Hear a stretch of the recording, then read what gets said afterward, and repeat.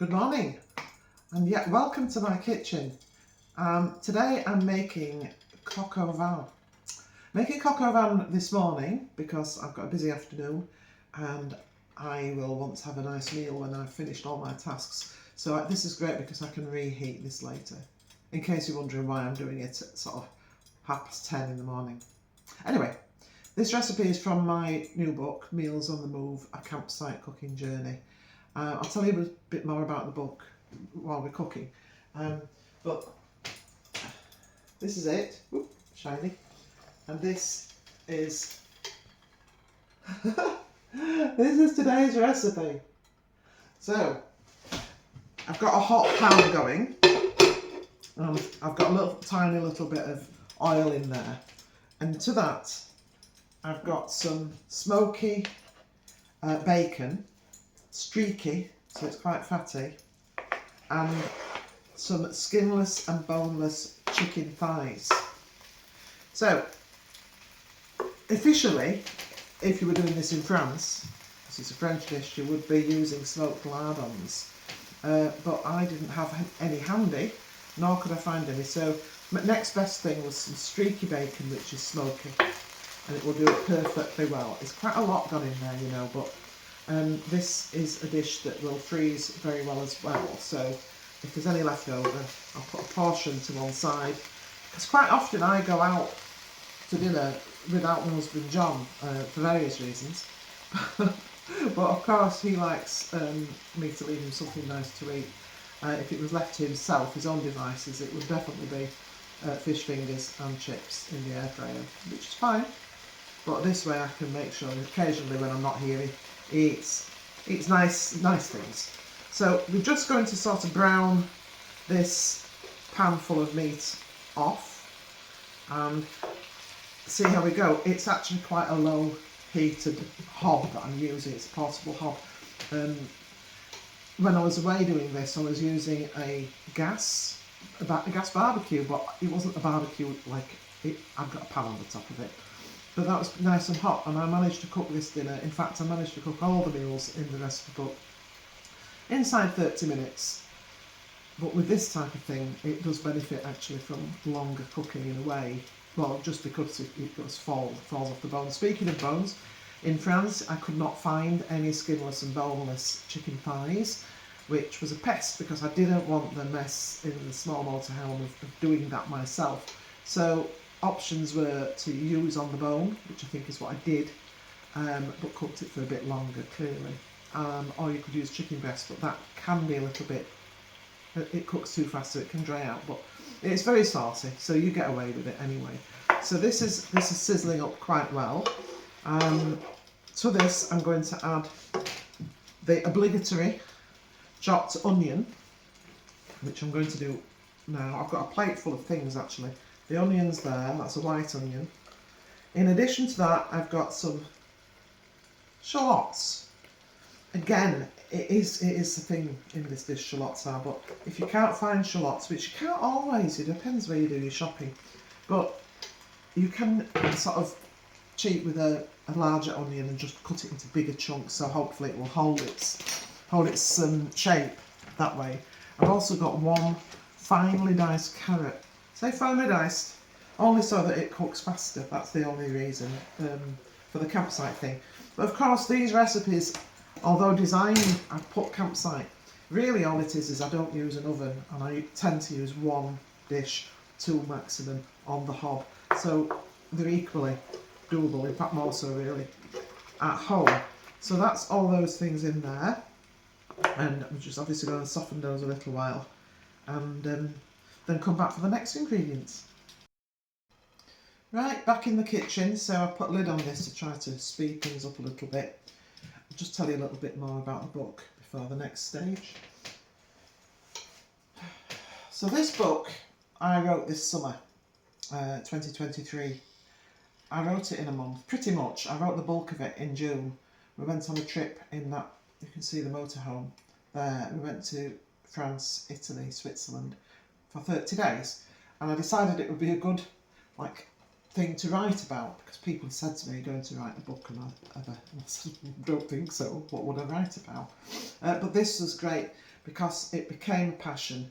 I did 30 recipes for the 30 days that were all suitable for cooking on a campsite, but as I said earlier, obviously it transfers into the home equally well. But I did a journal entry each day, so it was a little bit of amusing, a thoughtful, a dear diary really. So whatever I saw, heard, thought about, I made notes, and at the end of the day I wrote it up into a dear diary format. And it's mostly funny, observational, but sometimes it's quite poignant. Things happen, don't they? I took all the photographs myself with my phone, and I was astonished that I could get such brilliant pictures by trying hard. Look at these, with an ordinary Android phone. So it's got information obviously in the beginning, about my journey to the book, bits about me when I was growing up and everything. And it's absolutely glorious, and I'm really, really proud of it. It's one of my biggest achievements so far, aside from my family, I have to say, aside from my family. So it's available on Amazon, it's available on my website, which is karenwrightbakes.co.uk. And yeah, take a look. Great for a present for anybody that's either a foodie or a traveller or both, or just for yourself, I think. Anyway, back to this. So we'll take the lid off. Ooh, that's more like it. That's more like it. So I've got some mushrooms, which are part of the dish. Now don't worry about how many you've got. I've got loads in, and we're going away tomorrow, so I'll just sort of cut them up. Because mushrooms, as you probably know if you've cooked with mushrooms, they sort of disappear. They give off all their beautiful juices. They're very umami tasty. But they do seem to disappear to nothing. So you start with an abundance, and then you think, what's happened? There's not a mushroom left. Don't cut them too thin, otherwise they will completely vanish in front of your eyes like magic. Not magic mushrooms. No. So they're in. I've got a squirt of tomato puree, and again, I'm just eyeballing this. Because when you go away, or even in ordinary life, I don't particularly want to be weighing and measuring. Now I did bring with me to the proceedings a teaspoon, which seems to have vanished. This is garlic. Oh, actually that's not too bad. So fresh garlic, garlic powder, puree, whatever you've got. It's really beautiful in this. It's really so you can't really have too much. Well, you can use your common. So I'm just stirring that through, as you can see there. And I've got some herbs de Provence here. It should really be thyme, but I'm out of thyme. No.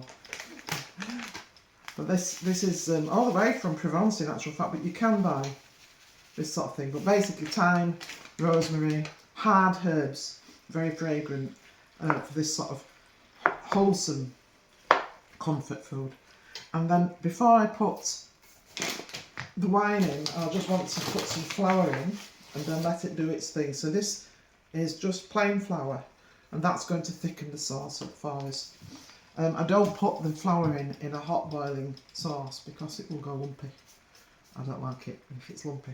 So that way it sort of coats everything and sort of does its thing gradually. That's my experience. So you can see it's taking that colour. You can't smell this. It is actually very delicious, in fact. But there you go. So I'm just going to leave that again, and then I will be adding. It wouldn't be coq au vin without vin, chicken in wine. It should really be a Burgundy, really. But I found this one available in Aldi at the moment. It's absolutely cracking. It's just over £5 a bottle. It's got that big sort of undome and the lovely imprint there, which usually tells me it's a good wine. I don't know much about wine, but I do know that much. So anyway, won't be long. Lovely. So it's doing really nicely now. Everything's starting to get, well, in fact, the mushrooms have vanished. Well, you can't really, well, they haven't, but you know, they've dropped. So I'm just going to do the last process really, which is to season it a bit. You do this to taste, to be honest, but I know how many grinds work for me as a general rule. And then this wine. So I've put on the recipe half a bottle. It depends on the quantity you're making, but some recipes might say a full one, but I find that half a bottle is adequate, and that leaves a nice half bottle left to enjoy with the meal. So again, eyeballing that off. So with this now, I'm going to bring this up to a boil, to boil off the alcohol, and then reduce it to simmer to reduce. Reducing means it does exactly that. The whole volume of the liquid reduces down and it becomes thick and glossy and just like a really, really beautiful sauce. So that's staying on there now to do its thing, and I will come back when it's done its thing. It's done. It's done. It's reduced. It's thick. It's steaming. It's glossy. You can still see the mushrooms, and the shallots have kept the shape, which is great. And the chicken has taken on the colour of the wine, so it's really rich. It smells absolutely delicious. This is all I would do now. I've seasoned it. You would season it to your taste. I've got a little bit of fresh parsley. In it goes. And I would serve it like that.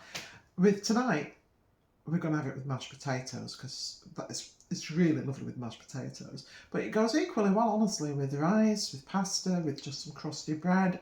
You know, French green beans, particularly nice. But there we are. Cock over from my book, Meals on the Move. Simple as, totally delicious, lovely and lush. Enjoy.